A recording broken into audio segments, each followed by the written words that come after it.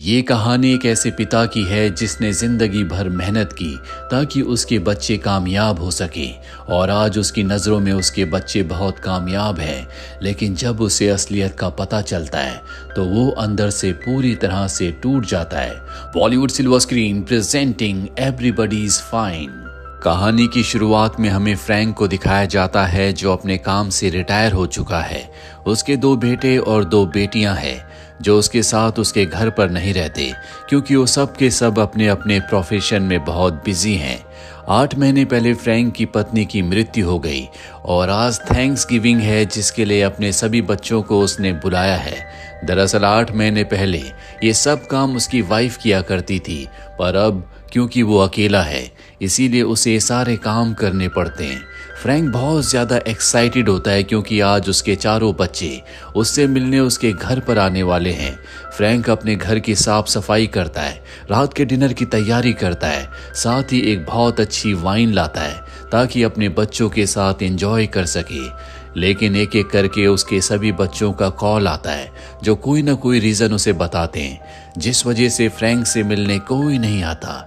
और फ्रैंक इस बात को माइंड नहीं करता। उसे पता है कि उसके 4 बच्चे बहुत कामयाब हैं, वो अपने अपने काम में बहुत बिजी हैं और अब फ्रैंक तय करता है कि अगर उसके बच्चे उससे मिलने नहीं आ सकते तो वो खुद तो अपने बच्चों से मिलने जा सकता है। वो तय करता है कि वो एक एक करके अपने बच्चों के पास जाएगा पर उन्हें बताएगा नहीं। दरअसल वो उन्हें सरप्राइज देना चाहता है। अगली सुबह सबसे पहले वो अपने डॉक्टर के पास जाता है। फ्रैंक को सांस की प्रॉब्लम होती है इसीलिए उसका डॉक्टर कहता है कि तुम्हें लंबा सफर नहीं करना चाहिए, फ्लाइट में तो तुम बिल्कुल नहीं बैठ सकते। दरअसल फ्रैंक के 4 बच्चे देश के अलग अलग हिस्सों में रहते हैं लेकिन फ्रैंक डॉक्टर की बात नहीं मानता। वो अपनी दवाइयाँ और सभी ज़रूरत का सामान बैग में पैक करके रेलवे स्टेशन पहुंच जाता है जहां पर सबसे पहले वो न्यूयॉर्क का टिकट लेता है। दरअसल उसका सबसे छोटा बेटा जो कि एक पेंटर है वो न्यूयॉर्क में रहता है। फ्रैंक बहुत ही एक्साइटेड होता है इसीलिए वो टिकट काउंटर पर बताता है कि मैं अपने छोटे बेटे से मिलने जा रहा हूँ। इसके बाद वो ट्रेन में बैठ जाता है। वहाँ भी आसपास उसके साथ जो पैसेंजर्स होते हैं उन सब को वो अपने ही बच्चों के बारे में बता रहा है। दरअसल फ्रैंक को अपने सभी बच्चों पर गर्व है। फ्रैंक पहले टेलीफोन केबल का काम किया करता था जिस काम से अब वो रिटायर हो चुका है और उसी काम की वजह से उसे सांस की बीमारी हुई है। वो बहुत ज्यादा अमीर नहीं है, वो एक मिडिल क्लास इंसान है। उसने पूरी जिंदगी पैसे कमाकर अपने बच्चों की एजुकेशन पर लगाए इसीलिए सबके सब कामयाब है। फ्रैंक एक दूसरे स्टेशन पर उतर जाता है जहां से उसे ट्रेन को चेंज करना है। वहां प्लेटफॉर्म पर भी जो भी आदमी उसे मिलता है उनसे वो अपने बच्चों के बारे में बात करता है और अब जल्दी वो न्यूयॉर्क पहुंच जाता है। वो अपने बेटे के फ्लैट पर जाता है पर वो घर पर नहीं होता। वो कई घंटों तक घर के बाहर ही अपने बेटे का इंतजार करता है पर जब उसका छोटा बेटा नहीं आता तो वो तय करता है कि वो आसपास ही किसी मोटल में रात गुजारेगा और अगले दिन जब उसका बेटा आ जाएगा तो उसके सामने आकर उसे सरप्राइज देगा। अब वो मोटल की तलाश में वहां से निकल जाता है। तभी उसे एक जगह एक पेंटिंग दिखती है जिसके नीचे उसके बेटे डेविड का नाम लिखा होता है जिससे फ्रैंक को बहुत खुशी होती है और उसे अपने छोटे बेटे डेविड के बचपन का वो पल याद आता है जब उसके बेटे ने कहा था कि वो एक पेंटर बनेगा और फ्रैंक ने उसे कहा था कि पेंटर नहीं, तुम एक बहुत बड़े आर्टिस्ट बनोगे और मेरा नाम रोशन करोगे। डेविड ने कहा था कि डैड मैं कोशिश करूंगा, लेकिन आज सच में उसका बेटा एक बहुत बड़ा पेंटर बन चुका है। अगली सुबह एक बार फिर से वो अपने बेटे के घर जाता है पर अब भी वहां पर ताला लगा होता है इसीलिए उसके पास जो 4 लेटर्स होते हैं जो उसने अपने 4 बच्चों के लिए लिखे हैं उनमें से वो लेटर जो कि डेविड का होता है दरवाजे के नीचे से अंदर डाल देता है। उसमें ये भी लिखा होता है कि मैं तुमसे मिलने के लिए आया था। फ्रैंक इसके बाद बस से शिकागो की तरफ निकल पड़ता है जहां उसकी बेटी रहती है। उसकी बड़ी बेटी ने एक बहुत ही अमीर आदमी से शादी की है। उनका घर बहुत ही आलीशान होता है। फ्रैंक वहां पहुंच जाता है। उसकी बड़ी बेटी उसे देखकर बहुत खुश हो जाती है। उसकी बड़ी बेटी का एक बेटा भी होता है और अब रात को जब उसकी बेटी का हस्बैंड आता है तो वो भी फ्रैंक को देखकर हैरान होता है क्योंकि वो बहुत लंबा सफर तय करके इन लोगों से मिलने के लिए आया है। इसके बाद ये सब के सब डिनर टेबल पर बैठते हैं, जहां पर फ्रैंक नोट करता है कि उसकी बेटी और उसकी बेटी का जो हस्बैंड है वो आपस में बहुत कम बात करते हैं। इसका मतलब ये है कि उनके रिश्तों में कोई ना कोई दूरी है।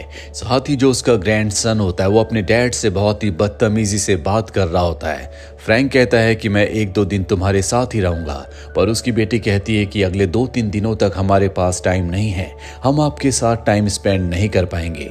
दरअसल उसकी बेटी नहीं चाहती कि वो यहाँ पर रहे।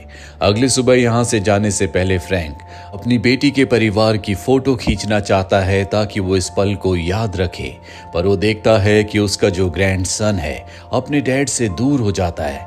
साथ ही वो ये भी नोट करता है कि उसके सन इन लॉ ने रात को जो सूट पहना था, सुबह भी उसने वही सूट पहना है। इसके बाद उसकी बेटी उसे रेलवे स्टेशन छोड़ने के लिए जाती है। रास्ते में उसकी एडवर्टाइजिंग कंपनी होती है जो वो अपने डैड को दिखाती है, और अब जब ये रेलवे स्टेशन पहुंच जाते हैं तो वहां पर उसकी बड़ी बेटी का एक कोलीग आता है। दरअसल ये फ्रैंक को दिखा रहे होते हैं कि ये मुलाकात एक इत्तेफाक है, पर फ्रैंक ने पहले ही नोट कर लिया था कि उसकी बेटी किसी को कॉल कर रही है। साथ ही जब ये टेबल पर बैठे थे तो उसकी बड़ी बेटी ने पहले से वहां पर एक चेयर खिसकाकर अपनी टेबल के साथ लगा दी थी। फ्रैंक समझ जाता है कि इनके बीच में कुछ न कुछ चल रहा है, और इस बारे में वो अपनी बेटी से कुछ नहीं पूछता। और अब जाने से पहले वो अपनी बेटी से कहता है, क्या तुम खुश हो? उसकी बेटी उसे हैरानी से देखती है। एक बार फिर से फ्रैंक वही सवाल पूछता है। उसकी बेटी कहती है कि हाँ, जिसके बाद फ्रैंक ट्रेन से डेनवर के लिए निकल पड़ता है, जहां उसका बड़ा बेटा रहता है। वो उस जगह जाता है जहां पर उसके बेटे की रिहर्सल चल रही होती है, पर वो ये देखकर हैरान हो जाता है कि उसका बेटा एक कंडक्टर नहीं बल्कि परक्यूशन बजा रहा है, जो कि एक इंस्ट्रूमेंट है।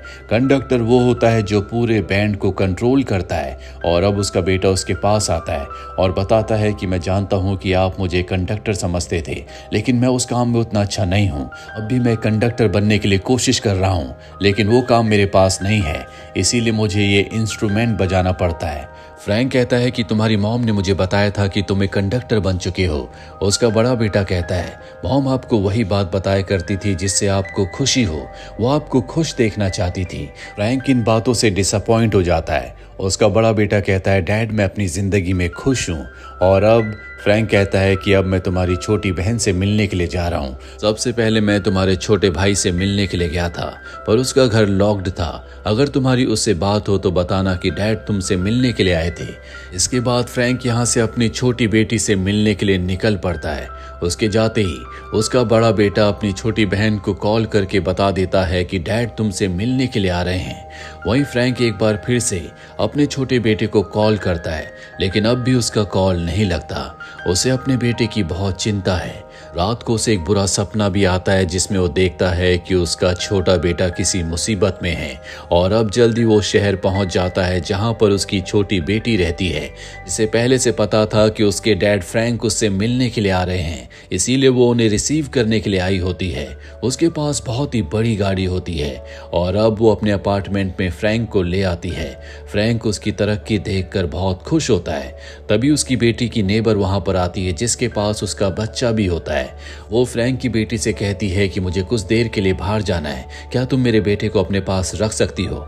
फ्रैंक कहता है क्यों नहीं, और फ्रैंक उस बच्चे को अपनी गोद में ले लेता है। जल्दी वो बच्चा सो जाता है और अब फ्रैंक को वहां पर लगे वॉइस मेल से पता चल जाता है कि ये जो अपार्टमेंट है ये उसकी बेटी का नहीं है, बल्कि उसकी बेटी ने 2-4 दिनों के लिए इस अपार्टमेंट को रेंट किया है। पर इस बारे में वो अपनी छोटी बेटी से कुछ नहीं कहता। और अब रात को जब वो अपनी छोटी बेटी के साथ डिनर कर रहा होता है तो वो कहता है कि कल सुबह ही मुझे अपने घर वापस लौटना है, क्योंकि रास्ते में एक शराबी मुझसे टकरा गया था जिसने मेरी दवाइयाँ फेंक दी और मैंने तय किया है कि मैं फ्लाइट से जाऊँगा। वो अपनी छोटी बेटी से कहता है कि तुम चारों भाई बहन जब भी फोन किया करते थे तो तुम अपनी मॉम से बात करना चाहते थे, तुमने कभी मुझे कुछ नहीं बताया। उसकी छोटी बेटी कहती है कि जब भी हम आपसे बात करते थे आप हमारे करियर के बारे में पूछते थे, जबकि मॉम हमारी बातें सुनती थी। फ्रैंक कहता है बस मुझे तुम्हारी चिंता थी, और आज जबकि तुम बहुत बड़ी डांसर बन चुकी हो तो मैं तुम्हारे लिए बहुत खुश हूँ, तुमने अपना सपना पूरा किया। वो फ्रैंक से पूछती है, डैड क्या आपका कोई सपना नहीं था? फ्रैंक कहता है कि जिंदगी ने कभी मुझे इस बारे में सोचने का मौका ही नहीं दिया। मैं एक अच्छा हस्बैंड और एक अच्छा पिता बनना चाहता था। एक बार फिर से वो गहरी सोच में डूब जाता है और अगली सुबह अपनी बेटी को अलविदा कहकर फ्लाइट से अपने घर की तरफ निकल पड़ता है, जिसके बाद हमें दिखाया जाता है कि उसकी छोटी बेटी अपने सपने को पूरा नहीं कर पाई। वो कोई डांसर नहीं है, बल्कि वो एक होटल में जॉब करती है। और अब फ्रैंक जब फ्लाइट में होता है तो दवाई खत्म होने की वजह से उसकी तबीयत बहुत ज़्यादा ख़राब हो जाती है। उसे हार्ट अटैक आ जाता है, जिससे वो बेहोश हो जाता है और बेहोशी की हालत में वो अपने चारों बच्चों को देखता है जो कि अभी छोटे हैं, और उनसे वो सारे सवाल पूछता है जो मुलाकात के बाद वो उनसे पूछना चाहता था। सबसे पहले वो अपनी बड़ी बेटी से पूछता है, क्या तुम्हारे और तुम्हारे हस्बैंड के बीच में सब कुछ ठीक है?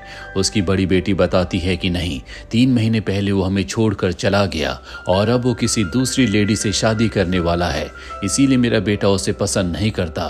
साथ ही स्टेशन पर जो आदमी मुझसे मिलने के लिए आया था, दरअसल मैंने उसे वहां पर बुलाया था और अब हम भी शादी करने वाले हैं। इसके बाद वो अपनी छोटी बेटी से कहता है, जिस बच्चे को तुम्हारी नेबर घर पर लाई थी वो बच्चा तुम्हारा ही था? वो कहती है कि हाँ, और वो लड़की भी मेरी पार्टनर थी। दरअसल वो एक बाइसेक्सुअल है, वो लड़कों की बजाय लड़कियों के साथ रहना पसंद करती है। और ये बात फ्रैंक को कभी किसी ने नहीं बताई, क्योंकि कोई भी फ्रैंक को हर्ट नहीं करना चाहता था। इसके बाद वो अपने छोटे बेटे डेविड से पूछता है कि तुम मुझे न्यूयॉर्क में क्यों नहीं मिले, और उसकी बात का कोई जवाब नहीं देता और सभी बच्चे वहां से हंसते हुए चले जाते हैं। वहीं अब फ्रैंक को होश आता है, जो कि हॉस्पिटल में होता है। उसके पास उसके 3 बच्चे होते, लेकिन अब भी डेविड वहां पर नहीं होता। फ्रैंक पूछता है कि डेविड कहाँ है? उसका बड़ा बेटा कहता है कि आपको हार्ट अटैक आया है, पहले आप रिकवर हो जाओ, उसके बाद मैं आपको सब कुछ बता दूंगा। फ्रैंक कहता है कि मैं अपने बेटे डेविड के बारे में जानना चाहता हूँ, और अब उसके 3 बच्चों की आंख में आंसू आ जाते हैं, जिसके बाद उसका बड़ा बेटा बताता है कि डेविड इस दुनिया में नहीं रहा। दरअसल वो आपके सपनों को पूरा करना चाहता था, लेकिन जब वो ये नहीं कर पाया तो वो बहुत ज़्यादा टेंशन में रहने लगा। कुछ महीने पहले मॉम की भी मृत्यु हो गई, जिसके बाद वो पूरी तरह से टूट गया, क्योंकि उसके पास अब ऐसा कोई नहीं बचा था जिसके साथ वो अपने दिल की बात को शेयर कर सके। उसने नशे का सहारा लेना शुरू कर दिया और एक दिन वो नशीले पदार्थों के साथ पकड़ा गया। इसीलिए हम में से कोई भी थैंक्सगिविंग के दिन आपसे मिलने नहीं आया। उसकी बड़ी बेटी कहती है कि इसीलिए मैं आपको अपने घर पर नहीं रोक पाई, क्योंकि मैं इस केस के सिलसिले में दूसरे शहर जाने वाली थी। पर जब मैं वहां पहुंची तो मुझे पता चला कि उसने नशे की ओवरडोज को ले लिया था, जिस वजह से उसकी मृत्यु हो गई। ये सारी बातें सुनकर फ्रैंक पूरी तरह से टूट जाता है। वो कहता है कि नहीं, मेरे बेटे के साथ ऐसा नहीं हो सकता, और अब ये घट चुका है जिसे कोई नहीं बदल सकता। रात को फ्रैंक को एक बार फिर से अपने छोटे बेटे का सपना आता है, जिस सपने में फ्रैंक हमेशा अपने छोटे बेटे डेविड से पूछा करता था, क्या तुम मेरे सपने को पूरा करोगे, एक बहुत बड़े आर्टिस्ट बनोगे? उसका बेटा हमेशा हाँ कहा करता था। पर आज उस सपने में अपने डैड फ्रैंक से कहता है कि जो कुछ हुआ उसके लिए मुझे माफ कर दो डैड। उसके डैड कहते हैं कि इसमें तुम्हारी कोई गलती नहीं है। और अब डेविड अपने डैड फ्रैंक से पूछता है कि अगर मैं बहुत बड़ा आर्टिस्ट नहीं बन पाया तो क्या मैं एक छोटा मोटा पेंटर बन सकता हूँ? और आज फ्रैंक वो बात बोलता है जो उसने कभी नहीं कही। वो कहता है कि चाहे तुम बहुत बड़े आर्टिस्ट बनो या छोटे मोटे पेंटर, मुझे हमेशा तुम पर गर्व रहेगा। इसके बाद डेविड वहां से जाने लगता है। फ्रैंक अपने बेटे से कहता है कि मुझे माफ कर दो। उसका बेटा कहता है कि इसमें आपकी कोई गलती नहीं है।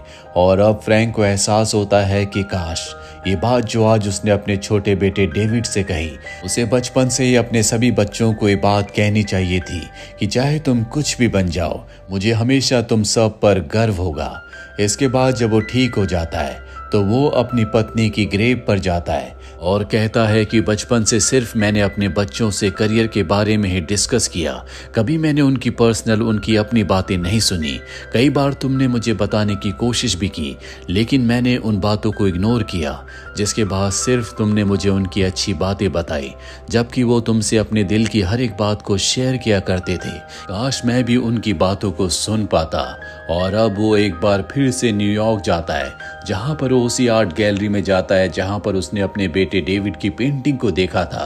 वो अपने बेटे की पेंटिंग को खरीदना चाहता है। उसे बताया जाता है कि सारी पेंटिंग्स बिक चुकी है, पर जब उन्हें पता चलता है कि ये डेविड के पिता हैं तो वो डेविड की एक अधूरी पेंटिंग उसे दे देते हैं। इस पेंटिंग में डेविड ने अपने डैड फ्रैंक के उस काम को दर्शाया था जो काम उन्होंने जिंदगी भर किया, और अब उस पेंटिंग को लेकर वो अपने घर आ जाते हैं। कुछ दिनों के बाद क्रिसमस आता है और फ्रैंक एक बार फिर से शॉपिंग करता है। उसके बच्चे भी अब घर वापस आ चुके हैं। ये सब के सब मिलकर क्रिसमस की तैयारी करते हैं, जहां पर फ्रैंक अपनी वाइफ की बातों को याद करके अपने बच्चों के साथ अच्छा टाइम स्पेंड करता है। साथ ही ये सब के सब डेविड को याद करके इमोशनल भी हो जाते हैं। रात को जब ये सब के सब डिनर टेबल पर होते हैं तो फ्रैंक के बच्चे अपने अपने पार्टनर्स के साथ होते हैं। फ्रैंक कहता है कि सब कुछ ठीक है। दरअसल उसने अपने बच्चों की जिंदगी में जो भी चल रहा है उन सभी सिचुएशंस को एक्सेप्ट कर लिया है। उसे इस बात की खुशी है कि उसके तीनों बच्चे उसके साथ डिनर करने के लिए क्रिसमस पर उसके घर आए हैं। दरअसल ये कहानी हर एक उस पिता की है जो पूरी जिंदगी अपने बच्चों के लिए मेहनत करता है ताकि वो बहुत ऊंचे मकाम तक पहुंच सके, लेकिन कभी कभी इसके चलते बच्चे बहुत प्रेशर में आ जाते हैं। साथ ही पिता और बच्चों के बीच में जो एक इमोशनल बॉन्ड होता है वो भी खत्म हो जाता है, जिस वजह से रिश्तों में एक अजीब सी दूरी आ जाती है जो एक दूसरे को दिल से बहुत अलग कर देती है। तो ये थी पूरी कहानी इस फिल्म की। उम्मीद करते हैं कि ये कहानी आपको पसंद आई होगी।